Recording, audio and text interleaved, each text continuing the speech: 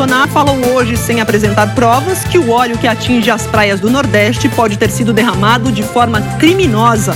A Petrobras analisou o material e atestou que o petróleo cru não foi produzido pela empresa. Em Mato Grosso, a Polícia Federal retirou mais de 700 pessoas de um garimpo ilegal. Em Roraima, o secretário de Justiça está sendo investigado por usar presos do regime fechado para fazer serviços na casa dele. E ainda, um show da cantora Marília Mendonça terminou em confusão em Belo Horizonte. No noticiário internacional, a Turquia disse que está pronta para fazer uma operação militar na fronteira com a Síria. O governo do Equador mudou a capital do país por causa da tensão política. E cientistas que pesquisaram a origem do universo e descobriram um planeta são os vencedores do Prêmio Nobel da Física. Como eu disse, a mancha de óleo continua se espalhando. O projeto Tamar diz que essa mancha chegou hoje a mais um ponto. Chegou ao município de Entre Rios, lá na Bahia. Lembrando que há registro desse óleo em todos os estados da região Nordeste. E o governo, as autoridades com isso, A Petrobras já analisou 23 amostras de óleo derramado no litoral do Nordeste, mas até agora não se sabe qual é a origem desse óleo, de onde vem todo esse óleo, esse petróleo que parece um piche aí gosmento. Veja só. O presidente Jair Bolsonaro saiu do Palácio da Alvorada hoje ao lado do ministro do Meio Ambiente, Ricardo Salles. O presidente repetiu que tem um país no radar como responsável pelo óleo, mas ele não quis dizer qual. E sem apontar suspeitos ou provas, falou que o óleo espalhado no litoral do Nordeste pode ter sido criminoso. Eu não posso acusar um país e já vai que não é aquele país. Eu não quero criar problemas com outros países, é reservado. É o volume que não está sendo constante, Se fosse de um navio tivesse afundado, por exemplo, estaria saindo ainda óleo, Parece que não é mais fácil, que parece que criminosamente algo foi despejado lá. Este laboratório da Petrobras analisou o petróleo encontrado por quase toda a costa do Nordeste brasileiro. Aqui, os técnicos compararam as moléculas das amostras de óleo com o material que é produzido pelo Brasil. Cada petróleo teria, entre aspas, um DNA específico.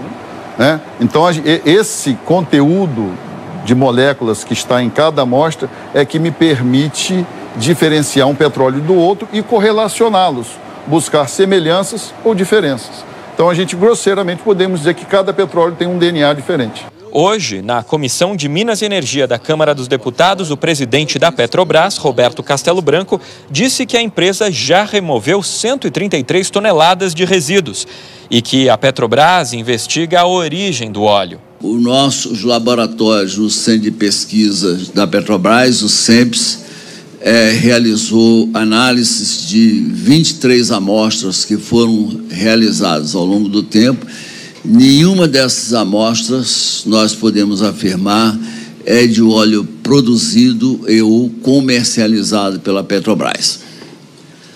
Até agora é um fenômeno muito estranho, não há sinais de que está retrocedendo.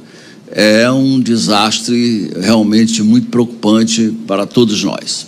Além da análise do material coletado, outra frente de investigação é o levantamento de todos os navios que passaram por águas brasileiras nos últimos meses. Esse trabalho está sendo feito pela Marinha, que emitiu um alerta aos navegantes pedindo que colaborem com informações em alto mar.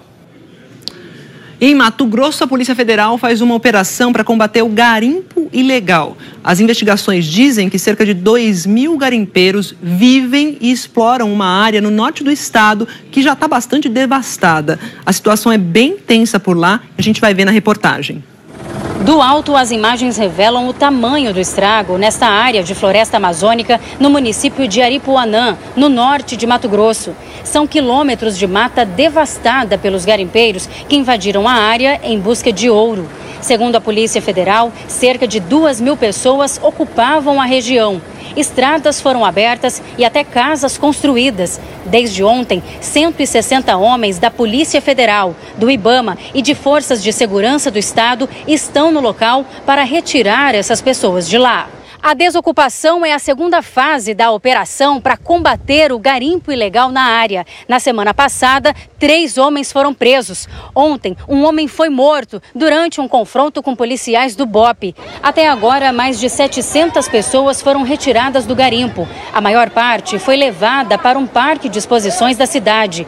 A situação no centro está bastante tensa. Garimpeiros ocuparam as ruas, comerciantes fecharam as portas e uma agência dos Correios foi obrigada a parar o serviço. Existe uns ou outros, né, que é tumultuando, né, querendo formar grupos aí para tumultuar a situação. Nós só queremos retirar nossas coisas. Tirando nossas coisas, nós desocupamos a avenida e depois nós vamos trabalhar com outra situação, com a parte jurídica para a legalização dessa área. Só depois da desocupação total do garimpo é que os órgãos de controle ambiental vão poder entrar e então avaliar o prejuízo para o meio ambiente. Iniciou-se na data de hoje o processo de destruição do maquinário e de implosão das cavas.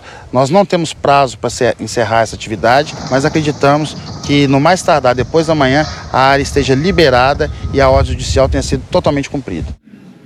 E escuta essa história aqui, ó. O secretário estadual de Justiça lá de Roraima está sendo investigado por usar presos do regime fechado para fazer serviços na casa dele, como colocar cerca. Isso sem autorização da Justiça. Veja só.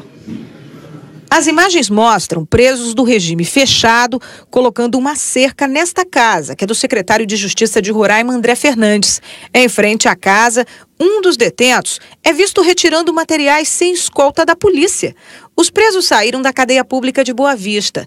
As imagens feitas no dia 25 de setembro mostram que os materiais e a caminhonete usada pertencem ao governo do estado.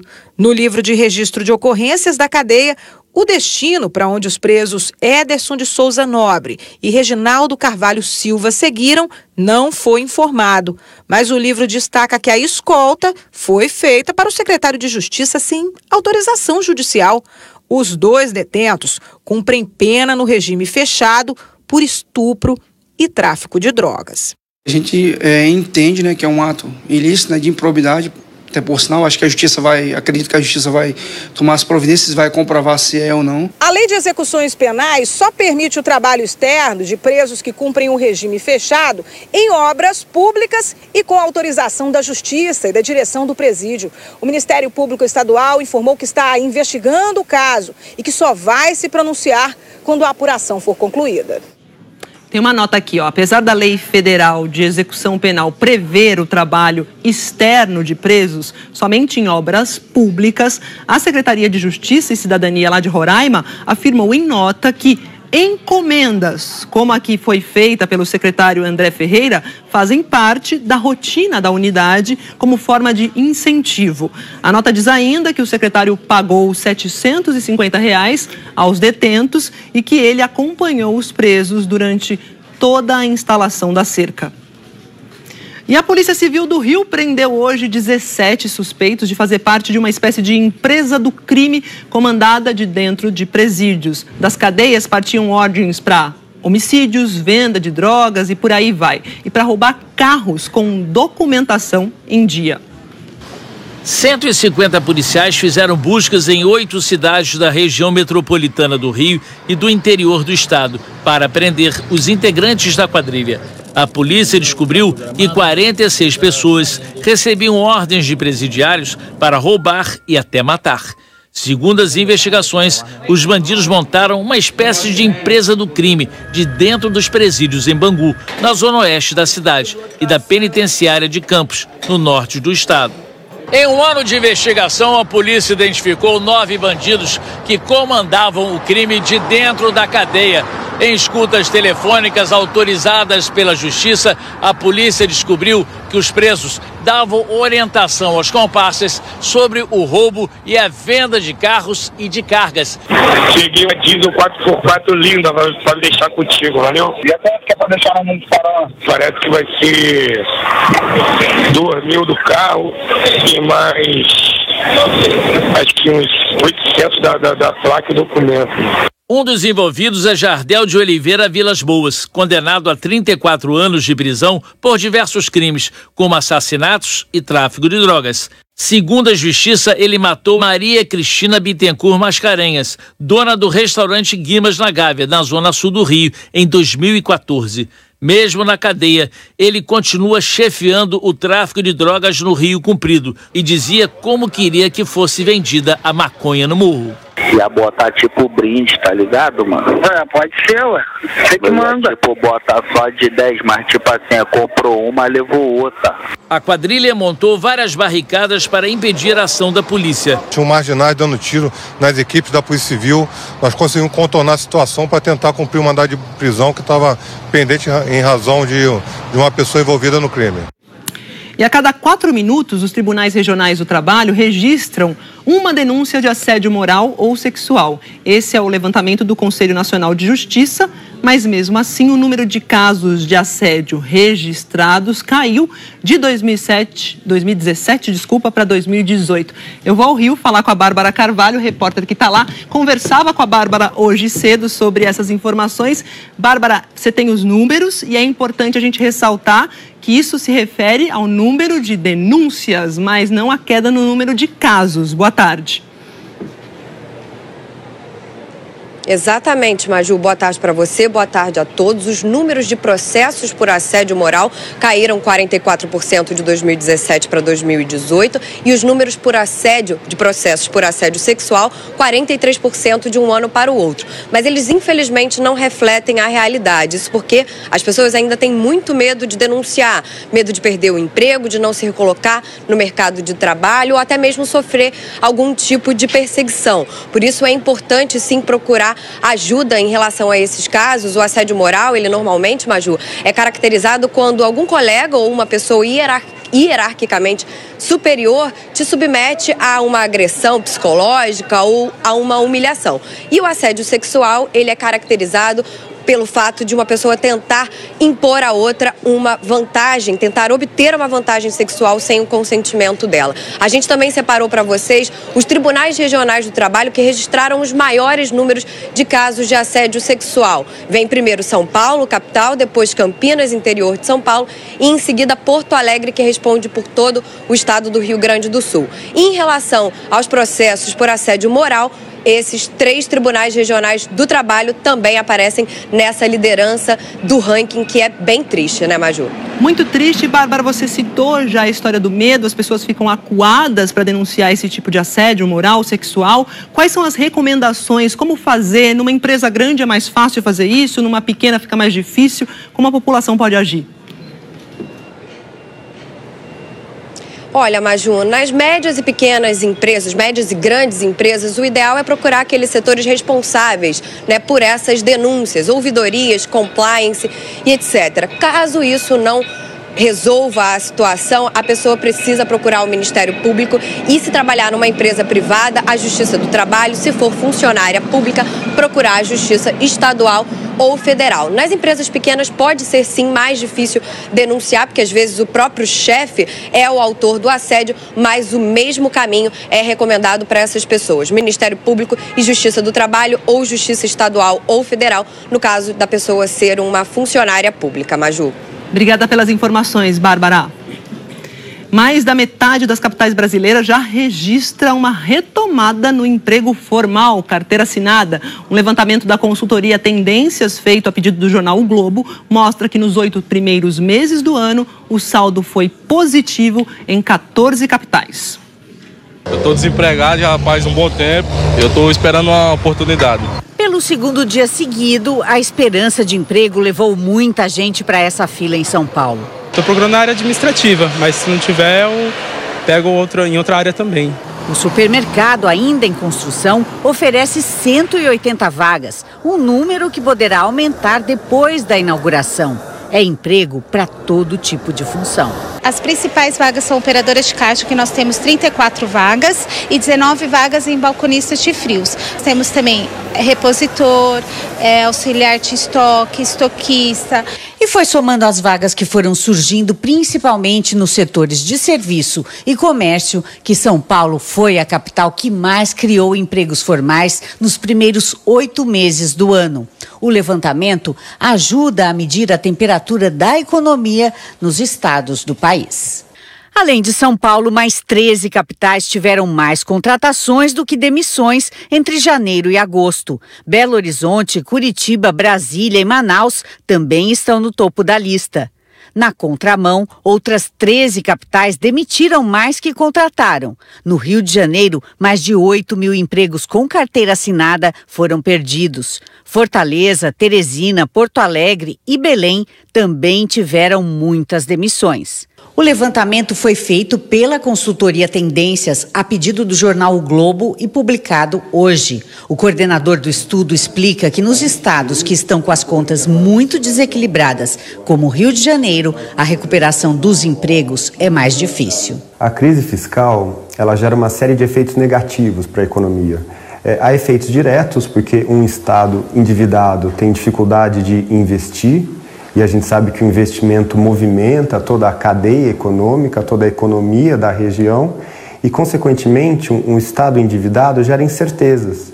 Gera incertezas se vai conseguir contribuir de forma com os contratos marcados. Nesse ambiente de incerteza, você afeta todos os outros agentes econômicos que estão olhando para essa situação. Essa fila enorme para 60 vagas para trabalhar na roda gigante da zona portuária do Rio, que vai ser inaugurada no mês que vem, mostra que na capital fluminense a esperança e a necessidade ainda estão muito longe de serem atendidas. Estou aqui desde as 7 da noite de ontem. Estou esperando, né, que Deus iluminar meu caminho para me conseguir essa vaga. Essas imagens de fila têm sido recorrentes aqui no JH. Em Brasília, governo, Câmara, Senado discutem o que fazer para não atrasar o calendário de votação da reforma da Previdência. A data mais provável agora foi empurrada aí no Senado, é dia 22 de outubro. O presidente do Senado, Davi Alcolumbre, do Democratas, passou a manhã em casa e conversou por telefone com alguns senadores. Também recebeu o líder do governo no Senado, o senador Fernando Bezerra Coelho, do MDB. Estão em negociação acordos sobre a Previdência e a cessão onerosa, que é a parte excedente da capacidade de produção de barris de petróleo do pré-sal. O leilão da cessão onerosa está marcado para o dia 6 de novembro. A expectativa é arrecadar 106 bilhões e meio de reais. Pelo texto da PEC que saiu do Senado, mas ainda precisa passar pela Câmara, a maior fatia do dinheiro fica com a União. A Petrobras recebe 33 bilhões de reais. Estados e municípios têm direito a 15% cada. O Rio de Janeiro, estado produtor, recebe ainda 2 bilhões de reais extras. Dentro do percentual de estados e municípios, o valor será distribuído de acordo com critérios do Fundo de Participação dos Estados e do Fundo de Participação dos Municípios. Pela regra, recebe mais quem tem a menor renda per capita. Estados do Norte e Nordeste devem receber parcelas maiores e, por isso, a discussão, já que desagrada estados do Sul, Sudeste e Centro-Oeste. A PEC ainda está na Comissão de Constituição e Justiça da Câmara. O presidente da Câmara, Rodrigo Maia, do Democratas, disse hoje cedo que eles estão construindo um texto convergente entre as duas casas. Uma divisão, inclusive, entre os governadores de qual é o melhor texto. Então é bom que, se ouvindo os governadores, ouvindo Câmara e Senado, que a gente construa com os líderes de que forma que os 15% serão destinados aos estados. Ninguém está contra os 15%, pelo menos não ouvi isso de nenhum líder da Câmara. O senador Tasso Gereissati, do PSDB e relator da reforma da Previdência, disse que a discussão da cessão onerosa está atrasando a votação da reforma. Eu acho que está atrapalhando. Eu acho que a Previdência é a prioridade absoluta, não só do ponto de vista econômico, mas também em consideração à opinião pública, ao povo brasileiro que está todo nessa expectativa.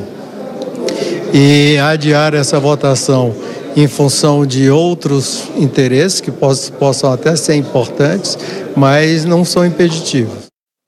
Boa tarde, falamos ao vivo do Congresso Nacional. Há pouco terminou uma reunião de líderes do Senado, reunião que durou cerca de 1 hora. Alguns senadores saíram de lá falando que eles discutiram exatamente sobre essa questão de como vai ser feita a partilha entre os estados e municípios. Já surgiu uma outra possibilidade. Além do que está previsto nessa PEC, que ainda precisa tramitar aqui na Câmara, seria um projeto de lei que já seria votado na Câmara esta semana e no Senado na semana que vem. Já houve também a possibilidade possibilidade de uma medida provisória. Não foi descartada, mas, de acordo com esses líderes, a sensação é que eles vão simpatizar mais com a questão do projeto de lei. Já aqui na Câmara dos Deputados, o presidente Rodrigo Maia disse que também deve convocar uma reunião de líderes para hoje à tarde. E à tarde tem uma sessão conjunta, Senado e Câmara.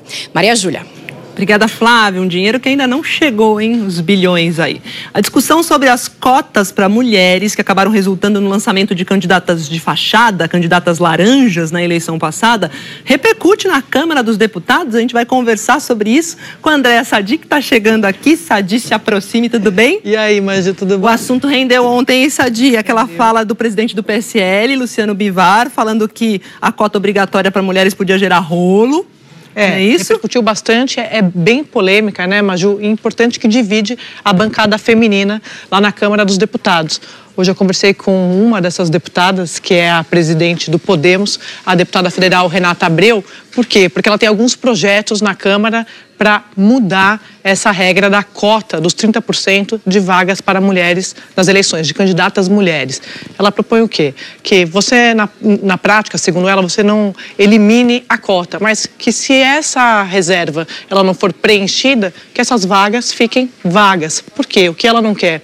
Ela não quer que os outros 70%, por exemplo, de candidatos homens, que isso não possa acontecer por conta da proporção dos 30%. Isso deixaria flexível, né? A cota, inclusive a bancada tem reunião hoje, a bancada feminina. Isso. Discute isso também, porque a maior parte das deputadas não é a favor, né? Desse projeto dela, né? Não é a favor, mas eu quero ver um exemplo. A deputada Margarete Coelho, que é inclusive a presidente do Grupo Anticrime, conversei com ela hoje também, ela diz o seguinte, que na prática isso só deixa reservada a cota. Você tira a obrigação dos partidos de incentivar a candidatura feminina nas eleições, e isso acaba refletindo no que eles chamam de caciques partidários, colocando quem eles querem para, de fato, conseguirem as candidaturas masculinas. Sadi, o que dizem os homens, ou alguns homens, sobre a fala do Bivar querendo sugerindo a eliminação dessa cota? Maju, na prática, o que o Bivar está falando, ele está falando como dirigente partidário, porque no caso da deputada Renata Abreu, ela também diz isso, olha, tem muita crítica, tem muita polêmica, mas eu sou dirigente partidário e os partidos sabem que eu estou falando a verdade. No caso do presidente da Câmara, o deputado Rodrigo Maia, conversei com ele, o que ele diz é que ele acha muito difícil esse tema prosperar a tempo de valer para as próximas eleições lá na Câmara dos Deputados. Quer dizer, cota não cai. Não cai. Obrigada, Sadi. Olha só, a ministra do Meio Ambiente da França, Elisabeth Borne, disse hoje que o país não vai assinar o acordo comercial entre a União Europeia e o Mercosul nas condições atuais. Vamos ver aqui, ó, vou mostrar no telão para vocês quem é a ministra. É essa mulher loira. Seguinte, ela falou isso numa entrevista a um canal francês, alegou que o Brasil não tem respeitado a floresta amazônica, nem o Acordo de Paris, aquele que estabeleceu metas, né, para reduzir o aquecimento global. A posição da França é importante porque, para sair o acordo comercial entre o Mercosul e a União Europeia, é preciso que o Parlamento Europeu e todos os 28 países lá do bloco concordem com tudo. O governo brasileiro disse que não vai comentar a fala da ministra francesa. Vamos falar da violência no Iraque. Lá, as forças do governo reprimiram com violência os protestos por mais emprego e combate à corrupção. Em uma semana de manifestações, 110 pessoas morreram e 6.000 ficaram feridas. Olha as imagens aqui no nosso painel. Pois bem, a pior onda de violência desde que o Estado Islâmico foi derrotado no país 2 anos atrás. Os manifestantes dizem que as forças de segurança estão usando bala de verdade, munição de verdade, para reprimir os protestos. Esses manifestantes são jovens que se mobilizaram por onde? Pelas redes sociais. O governo cortou a internet na semana passada. Mesmo assim, o presidente iraquiano, Bahar Salem, pediu ontem à noite um diálogo nacional. E tem uma outra situação de muita tensão. Turquia afirmou que está pronta para fazer uma operação militar na fronteira com a Síria. Ontem, as tropas americanas começaram a deixar postos militares lá na região, seguindo uma ordem do presidente dos Estados Unidos, Donald Trump. A gente vai falar ao vivo com o correspondente Ismar Madeira, lá em Nova York. O presidente americano falou mais sobre essa decisão de retirar os soldados de lá, que tem sido vista como uma traição, né, aos curdos, que sempre foram aliados dos Estados Unidos desde 2011. Ismar. Muito boa tarde. Olha, falou sim numa rede social e foi uma resposta a essas críticas que Trump, vem recebendo de que virou as costas para os curdos, aliados americanos na luta contra o Estado Islâmico na Síria. Donald Trump negou que esteja abandonando os curdos e ainda mandou um recado para a Turquia de que a economia do país vai sofrer se houver qualquer ataque desnecessário. Já o governo turco anunciou que está pronto para começar uma ação militar. Hoje, um comboio de 10 ônibus que estariam levando soldados chegou à fronteira com o norte da Síria. A região é dominada pelos curdos, que são considerados terroristas pelo governo turco. Donald Trump disse que determinou a retirada dos soldados americanos do norte da Síria, mas que continua ajudando os curdos financeiramente e com armas, Maju. Ismar, mudando um pouquinho de assunto, tem mais um capítulo do processo de impeachment contra o presidente Donald Trump. Fala pra gente. Sim, nesse capítulo o embaixador não foi testemunhar na Câmara dos Deputados hoje. Segundo o advogado, ele não teve permissão do governo. Gordon Sondland é conhecido por ter doado $1 milhão para o comitê de posse de Trump e depois foi escolhido embaixador americano na União Europeia. Sondland teria participado da intermediação para a conversa entre Trump e o presidente da Ucrânia, Volodymyr Zelensky, que deu origem à denúncia para a investigação, o processo de impeachment.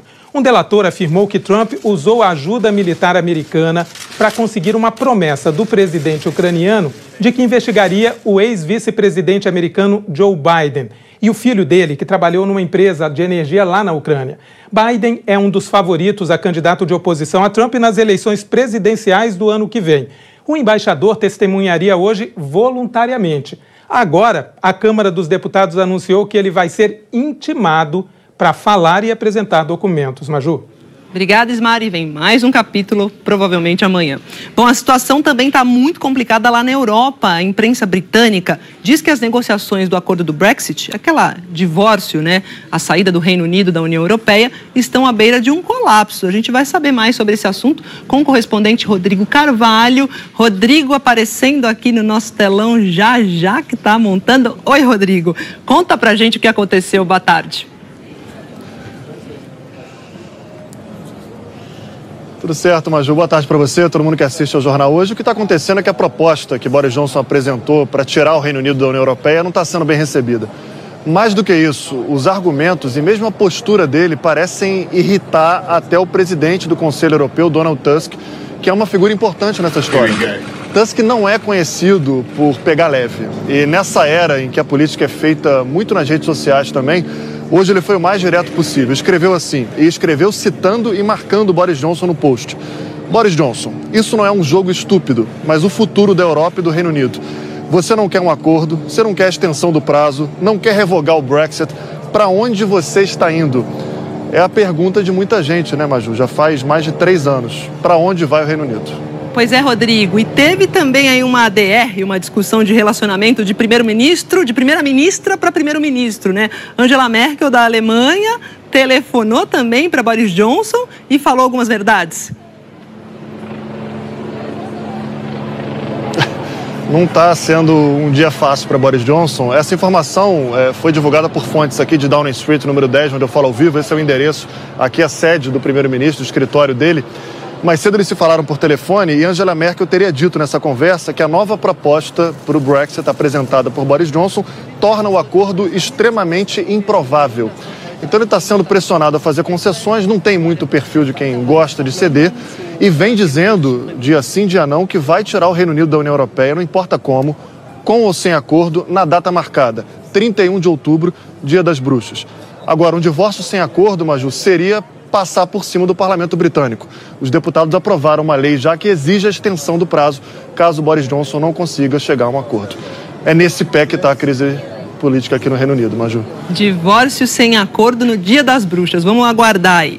Vamos sair lá de Londres, a gente vem aqui para a América Latina. No Equador, o presidente Lenín Moreno decidiu mudar a sede de governo temporariamente para Guayaquil por causa de protestos em Quito. Protestos que acontecem desde a semana passada. Compatriotas. Num pronunciamento transmitido pela televisão, o presidente do Equador anunciou que transferiu a sede do governo de Quito para Guayaquil. Foi uma reação aos protestos que começaram na semana passada e continuam crescendo. Estradas estão bloqueadas por caminhões. Milhares de indígenas viajaram até a capital e tomaram as ruas. usaram caminhões e barricadas para interromper o trânsito. Policiais e manifestantes entraram em confronto. Há relatos de saques e as aulas estão suspensas. Perto de 500 manifestantes já foram presos. Os protestos começaram no último dia 2 porque o preço dos combustíveis subiu até 123% do dia para a noite. Este caminhoneiro disse: temos que aumentar os preços do transporte também. Quem sofre é o povo. Quem sofre é o povo.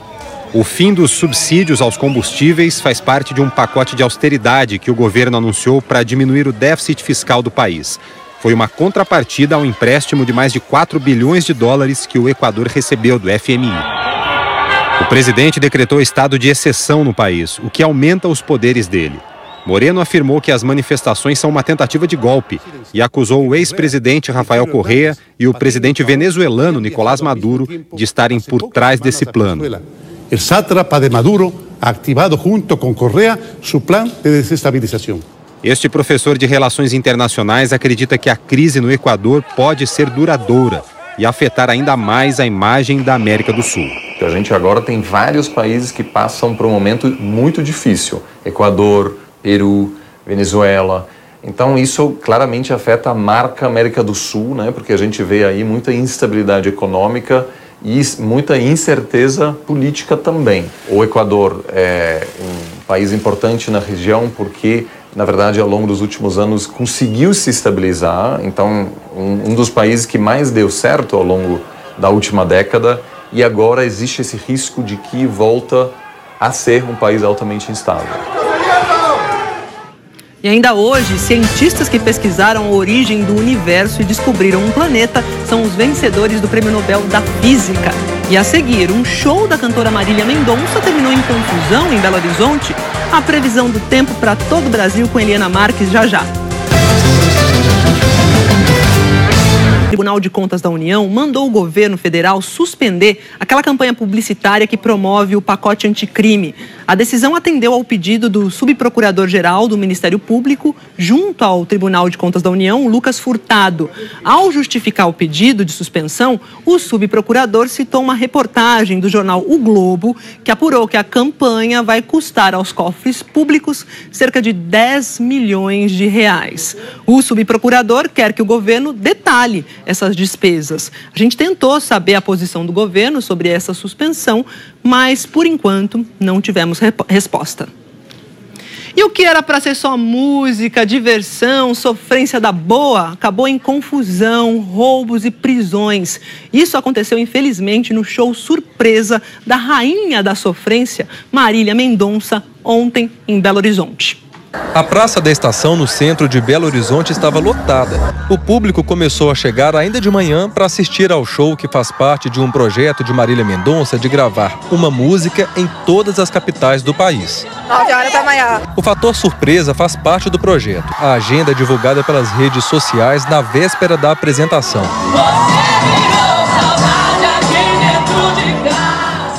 A confusão começou no início da noite, quando o homem foi esfaqueado em um bar na praça. Nesse vídeo postado em redes sociais, um outro homem aparece em cima do sinal de trânsito. Ele quase cai, mas consegue descer pelo poste. Em outro vídeo, se vê o corre-corre das pessoas que tentavam sair da praça para escapar de um arrastão, que, segundo o boato que se espalhou, teria começado em frente ao palco. Muitas pessoas procuraram essa companhia da polícia, que é a mais próxima do local do show. De acordo com a PM, foram registradas 46 ocorrências de tráfico de drogas e roubo durante o evento. 14 pessoas foram presas por participar do arrastão. Eu não percebi o momento exato que isso aconteceu, mas eu estava sem meu celular e minha carteira. Aí levou minha carteira com documento e eu não sei como eles também conseguiram fazer um saque do meu cartão de crédito e sacaram mais de R$ 1.500.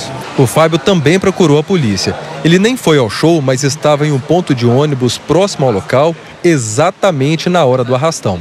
Chegou um cara, me abordou com uma faca, disse para passar meu celular, minha mochila. A Polícia Militar disse que o organizador do evento apresentou um ofício pedindo autorização para gravar um documentário e não um show com previsão de 15 mil pessoas, e que foram pelo menos 50 mil. Eles podem responder civil, penal e administrativamente por danos, conforme eu falei, com qualquer prejuízo. Nós tivemos algumas imagens de depredações, qualquer prejuízo alquilado pela Prefeitura Municipal, eles podem ser responsabilizados, ainda do perigo de saúde e dano à vida que as pessoas que ali estavam também transcorreram. E tem nota aqui, da produção local do show, lá de Belo Horizonte, que disse que fez essa previsão de 15 mil pessoas, como a gente viu na reportagem, da mesma forma como foi feito nas outras 15 capitais que já receberam essa turnê. A assessoria da cantora, também por nota, disse que a produção contratou mais de 100 seguranças privados e seguiu todas as orientações das autoridades locais. Disse também que a artista lamenta profundamente o que aconteceu e reforça que o projeto é uma maneira de retribuir o carinho que recebe dos fãs. Hora da previsão do tempo com Eliana Marques, está aqui conosco. Boa tarde, Eli. Boa tarde, Maju. Boa tarde a todos. Começa por onde? Vamos falar das áreas de tempo firme que estão pegando aí, olha, grande parte do Nordeste, parte do Sudeste, do Centro-Oeste e todo o Sul do país. Agora, apesar da tarde mais ensolarada lá no Sul, de manhã fez frio em algumas regiões, principalmente áreas de serra, temperaturas de até 3 graus de manhã, com geada tem em alguns pontos. Meu Deus do céu, é a gangorra da primavera. É verdade. Mas e agora à tarde? Esquenta? De 3 graus vai para quanto? Agora à tarde a temperatura sobe sim, mas é aquela temperatura amena nas serras gaúcha e catarinense, não chega a fazer calorão ainda não, apesar do sol que a gente vê aqui pegando toda a região sul, passando pelo sul e oeste de São Paulo, também de Mato Grosso do Sul, sol também aqui em parte do Espírito Santo, inclusive na região de Vitória, passando pelo norte de Minas e grande parte do Nordeste. Temperaturas então, lá em Curitiba, máxima de 22 graus, temos 27 em Floripa e 28 em Porto Alegre. E ontem eu falei de Joinville de um jeito que parecia fazer parte do Vale do Itajaí. Peço desculpas aí pela confusão. Claro que são regiões diferentes, mas que ontem estavam numa mesma área de chuva. Agora, voltando aqui para o nosso mapa, olha, falando lá do Nordeste, onde tem sol, por lá a temperatura dispara. Olha, máxima de 37 graus lá em Teresina, 32 em Fortaleza, 30 em Natal e também em João Pessoa, Maju. Agora, você falou sobre áreas de sol.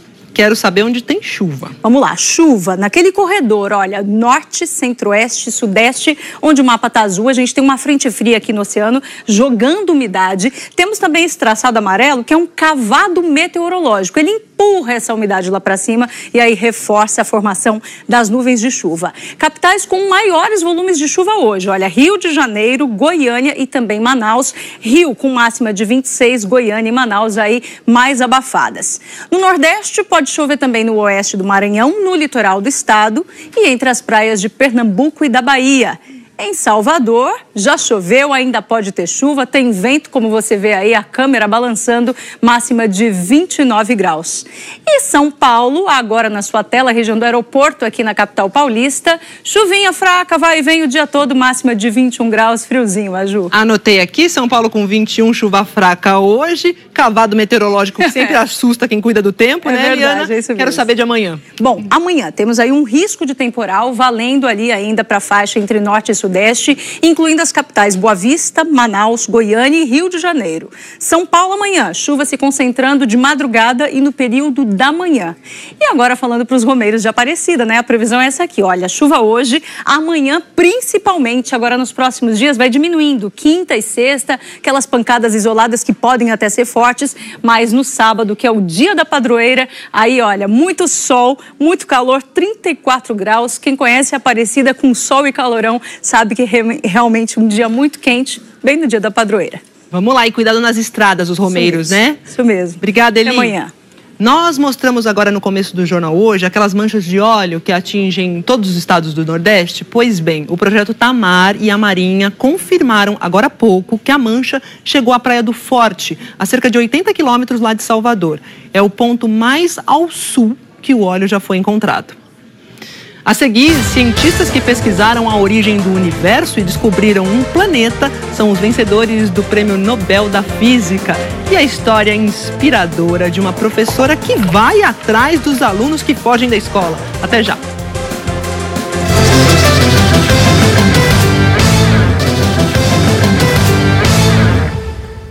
Senadores aprovaram hoje a convocação do ministro do Turismo, Marcelo Álvaro Antônio, do PSL, para comparecer no dia 22 de outubro na Comissão de Transparência do Senado. Ele vai prestar informações sobre o caso das candidaturas laranjas, as candidaturas de fachada no PSL, partido do presidente da República. Por se tratar de uma convocação, Marcelo Álvaro precisa comparecer na audiência marcada pelos parlamentares. O Palácio do Planalto disse que não vai comentar. E o ministro do Turismo disse que a data de 22 de outubro já estava prevista na agenda dele, desde quando essa convocação era apenas um convite. Ontem a gente falou aqui dos vencedores do Nobel de Medicina e hoje foram anunciados os vencedores do Nobel de Física. Os escolhidos desenvolveram aí pesquisas que ajudam a entender e conhecer melhor o universo. Vamos ver quem são. Olha só aqui no nosso painel.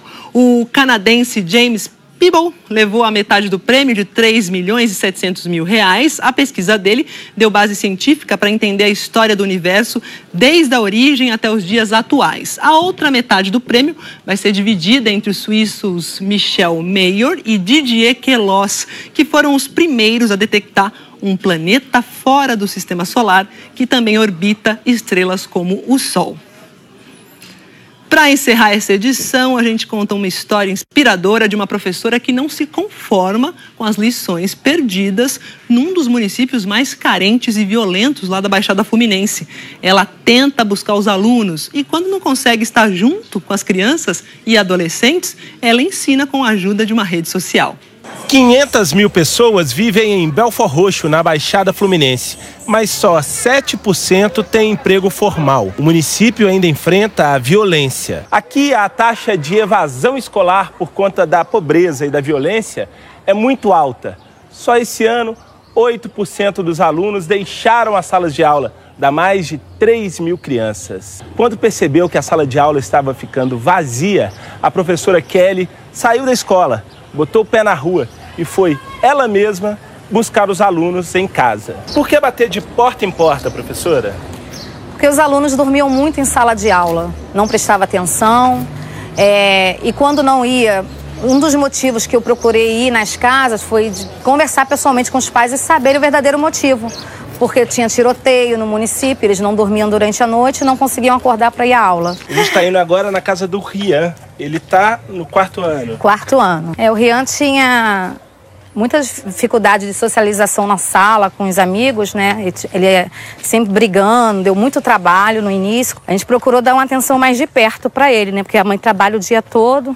O avô do Rian conta que a professora Kelly mudou a vida do garoto. Botou ele para ler, botou ele para escrever direito, botou ele para ser uma pessoa legal, uma pessoa honesta. Agora, ele sabe se comunicar com as pessoas, botou ele no eixo.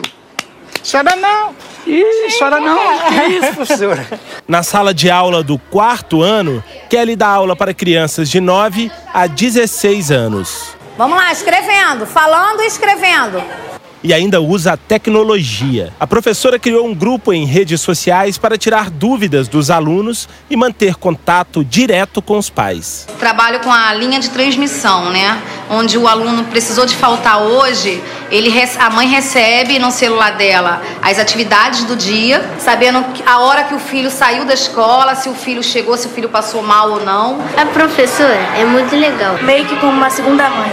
Eles vivem numa sociedade muito carente, numa sociedade violenta. Então, o meu objetivo como cidadã e como educadora é desenvolver um papel de construir um novo cidadão. Aqui é a melhor escola que eu já estudei na vida. Que bonito. Olha, o Chico Regueira contou para mim, o repórter, que o avô do Rian, que a gente viu na reportagem, também teve a vida mudada por uma professora de matemática. É isso aí. O Jornal Hoje termina por aqui. Você acompanha outras notícias no Jornal Nacional. Boa tarde, até amanhã. E agora vocês ficam com o Se Joga. Oi, gente! Boa tarde, Maju!